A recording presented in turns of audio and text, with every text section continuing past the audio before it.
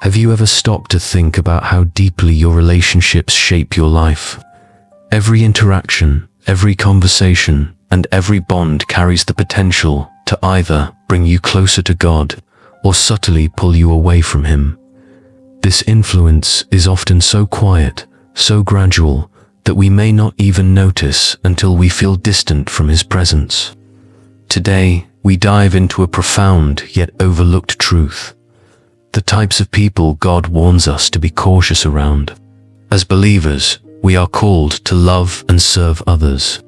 Yet we are also entrusted with the gift of discernment, a tool that helps us navigate relationships in ways that honor God and nurture our faith. Proverbs 13:20 reminds us, "He who walks with the wise grows wise, but a companion of fools suffers harm." This wisdom is a beacon, urging us to evaluate the company we keep. In this journey, we will explore 5 types of people who, knowingly or unknowingly, can hinder our spiritual growth. This is not a call to judge or isolate, but a reminder to be mindful and prayerful in choosing relationships that align with God's purpose for us. Stay with us until the end, as we will pray together for wisdom, discernment, and God's blessings over our connections. Let's embark on this path of reflection and spiritual growth. The gossiper, a silent divider. When we think of harmful influences, gossip might seem like a minor offense, something trivial and inconsequential. But the Bible warns us otherwise. Proverbs 16:28 states, "A dishonest man spreads strife, and a whisperer separates close friends."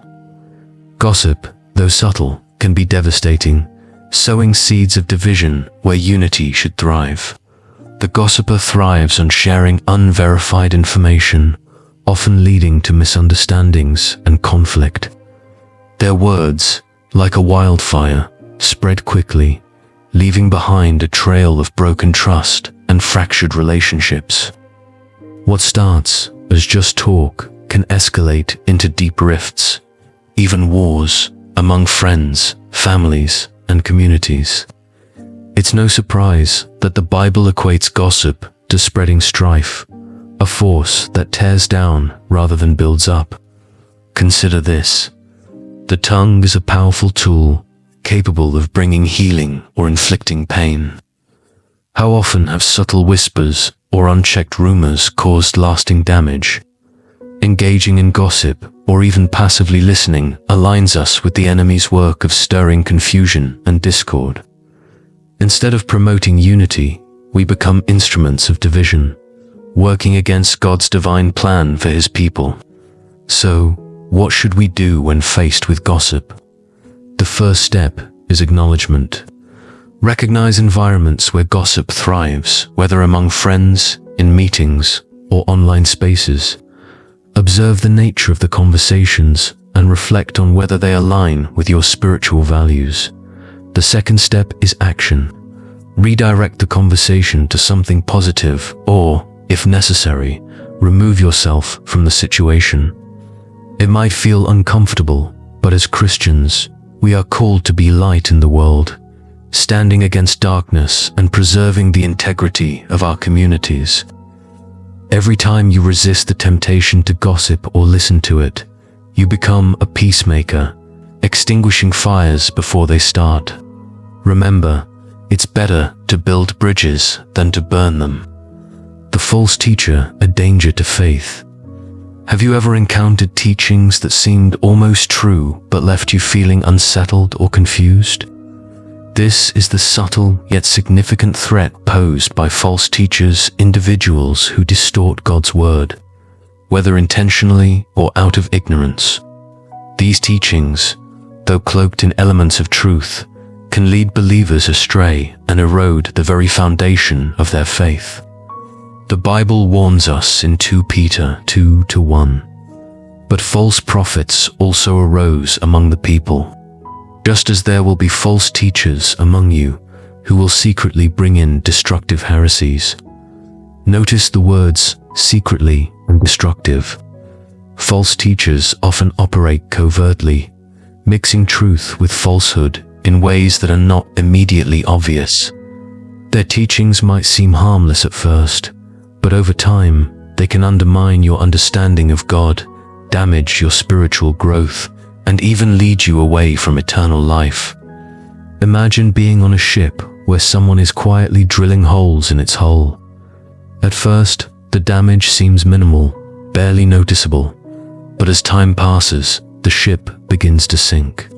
False teachings are like those holes. They may start small, but their impact can be catastrophic. The most dangerous aspect is their subtlety, as just a pinch of falsehood can corrupt an entire doctrine. So how can we guard against this danger? The first step is knowing the Word of God. When you immerse yourself in Scripture, you arm yourself with a constant and unchanging benchmark against which all teachings can be measured. Discernment, guided by the Holy Spirit, is another vital tool. It helps you distinguish between what aligns with God's truth and what deviates from it. Ask yourself these questions when encountering a new teaching. Does this align with Scripture? Is the core message Christ-centered? What fruits does this teaching produce in people's lives? Does it draw you closer to God or away from Him? By evaluating these aspects, you can protect your faith from being compromised. Additionally, recognize that false teachings don't just affect you, they can have a ripple effect, misleading others through your acceptance of them. This is why it is crucial to remain vigilant and separate yourself from teachings that deviate from the truth. As tempting as it may be to satisfy curiosity, your spiritual well-being and eternal destiny are far more important than fleeting interests. Finally, remember that God is faithful. He provides discernment and guidance to those who seek Him sincerely. By staying rooted in His Word, welcoming the Holy Spirit into your life, and holding fast to truth, you can navigate the complexities of today's spiritual landscape and remain firmly anchored in your faith. The scoffer, a voice of mockery. In the journey of faith, one of the most disheartening challenges comes from scoffers, those who mock or ridicule spiritual principles and belittle the teachings of Christianity. These individuals approach sacred matters with skepticism, doubt, or outright disdain. While their words might seem insignificant at first, their influence can be deeply damaging if left unchecked. Proverbs 9:8 offers a clear warning. Do not reprove a scoffer, or he will hate you. Reprove a wise man, and he will love you. Scoffers are not interested in genuine discussion or truth. Instead, they aim to undermine and tear down, often treating sacred topics with contempt. Engaging with them can lead to frustration and distraction from your spiritual purpose. Consider the comments section of a video or a conversation where someone dismisses faith, not out of curiosity, but to provoke or demean. The Bible gives further guidance in Matthew 7-6. Do not give what is holy to the dogs, nor cast your pearls before swine, lest they trample them under their feet and turn and tear you in pieces. This verse reminds us to guard what is precious, our faith and the message of God, against being mocked or dismissed by those who are not open to its value. Ven Bun MCC Hun. So how should we approach scoffers? First, identify them. These could be individuals in your social circle, co-workers, or even family members who consistently ridicule or belittle your beliefs. Their presence doesn't mean you should hate or abandon them, but it does call for wisdom in how you engage with them. Second, set boundaries. Boundaries are not acts of rejection, but tools of protection. They allow you to preserve your spiritual health while maintaining a posture of love. As the Bible calls us to pray for all people, we should lift up scoffers in prayer, asking God to soften their hearts and open their eyes to His truth. Lastly, stand firm in love. Avoid arguments and debates that lead nowhere. Instead, let your life be a testimony of God's grace and truth. As scoffers observe your unwavering faith, your peace, and your integrity, they may one day be inspired to seek what you have found in Christ. Engaging with scoffers requires a balance of grace and wisdom. While we are called to share God's love with everyone, we must also protect our hearts and focus on nurturing relationships that encourage spiritual growth. The tempter, a subtle pull away from faith. Temptation is one of the oldest tactics used to lead believers astray. And at the heart of it is often the tempter, an individual or situation that subtly entices you to compromise your faith and values. The danger of the tempter lies not in their overt actions, but in the subtlety with which they work, often appealing to desires, emotions, or perceived needs. The Bible warns us in 1 Coríntios 15:33, "Do not be deceived. Bad company ruins good morals." This verse highlights the profound influence that those around us can have on our spiritual journey.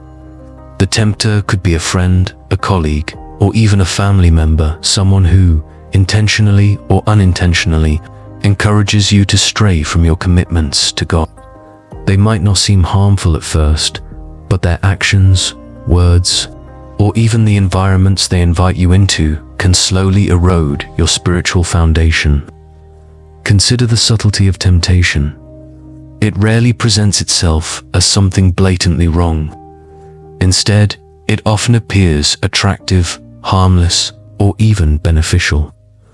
It might be skipping a church service for something more entertaining or rationalizing a small compromise in ethics. These small, seemingly insignificant choices can snowball into larger ones, leading you further from your spiritual anchor. The Bible provides a vivid metaphor for this in Song of Solomon 2:15, which says, "Catch the foxes, the little foxes that spoil the vines, for our vines have tender grapes." Temptations often come as little foxes, small, seemingly harmless distractions or compromises that have the potential to spoil the fruit of our spiritual lives. How to respond to the tempter? Awareness of vulnerabilities. The first step in resisting temptation is to recognize your own areas of weakness. The enemy often targets these vulnerabilities, knowing where you are most likely to falter. Take time to reflect and pray, asking God to reveal these areas to you and to fortify your heart against them. Evaluate your company. Surround yourself with individuals who strengthen your faith rather than weaken it. As Proverbs 2:17 says, "Iron sharpens iron, and one man sharpens another." Choose relationships that challenge you to grow in Christ and hold you accountable in your walk of faith. Have an escape plan. The Bible assures us in 1 Corinthians 10:13, God is faithful, and He will not let you be tempted beyond your ability, but with the temptation, He will also provide the way of escape, that you may be able to endure it. When faced with temptation, look for the way out that God provides. It might be removing yourself from a situation, redirecting your focus, or seeking support from a trusted believer.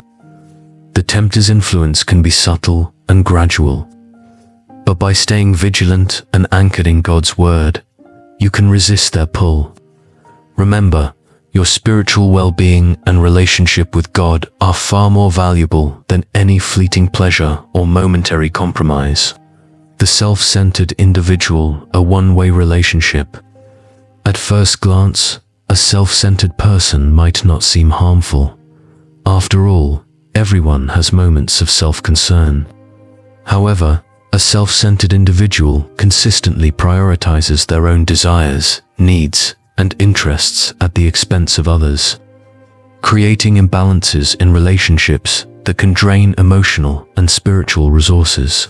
The Bible calls us to a life of mutual support and encouragement. Philippians 2:4 instructs, "Let each of you look not only to his own interests, but also to the interests of others." In contrast, A self-centered individual operates in stark opposition to this teaching. Their relationships are often one-sided, with little regard for the well-being of those around them. Over time, such relationships can leave you feeling undervalued, exhausted, and spiritually depleted. Imagine being in a relationship where you are constantly giving your time, energy, and compassion while receiving little to nothing in return. This imbalance not only affects your emotional health, but can also impact your relationship with God. When one relationship takes more than its fair share, it leaves less room for others, including your connection with the Lord. How to handle a self-centered individual. Recognize the signs. A self-centered person may not always exhibit grand gestures of selfishness. Often, it's the small, consistent disregard for your time, feelings, or needs that reveals their true nature. Adjust the relationship. If possible, have an honest conversation about your needs and expectations. This is not selfish, but a form of self-care. Even Jesus withdrew from the crowds to rest and pray, demonstrating the importance of maintaining balance. Set boundaries. If the relationship continues to drain you without positive change, prayerfully consider setting boundaries. Boundaries are not walls, but filters, allowing what is beneficial while keeping out what is harmful. Ultimately, loving others doesn't mean allowing yourself to be mistreated or taken for granted. Keep your focus on God and trust Him to guide your relationships in a way that protects your spiritual well-being. Walking in love and wisdom. Life's journey is filled with relationships, each carrying the potential to shape our walk with Christ. While we are called to love and serve others, the Bible also encourages us to exercise discernment. The types of people we surround ourselves with can either draw us closer to God or lead us astray. As we have explored, avoiding gossipers, false teachers, scoffers, tempters, and self-centered individuals isn't about judgment or rejection. It's about protecting the integrity of your faith and nurturing relationships that align with God's purpose for your life. Proverbs 4:23 reminds us, above all else, guard your heart, for everything you do flows from it. Let us go to God in prayer. Heavenly Father, we come before you, seeking wisdom and discernment in our relationships. Lord, guide us in recognizing the influences that pull us away from your path. Help us to surround ourselves with people who uplift, inspire, and draw us closer to you. Grant us the courage to set boundaries where necessary and the grace to love others, even from a distance when required. Father, we surrender our hearts and relationships to you, trusting in your guidance and protection. Strengthen our faith, renew our spirits, and help us to walk in love and wisdom. May our lives reflect your glory and bring honor to your name. In Jesus' name we pray, Amen. Remember, guarding your heart is not only about avoiding harmful influences, but also about cultivating relationships that reflect God's love and truth. Stay vigilant, stay prayerful, and trust God to lead you in every step of your journey.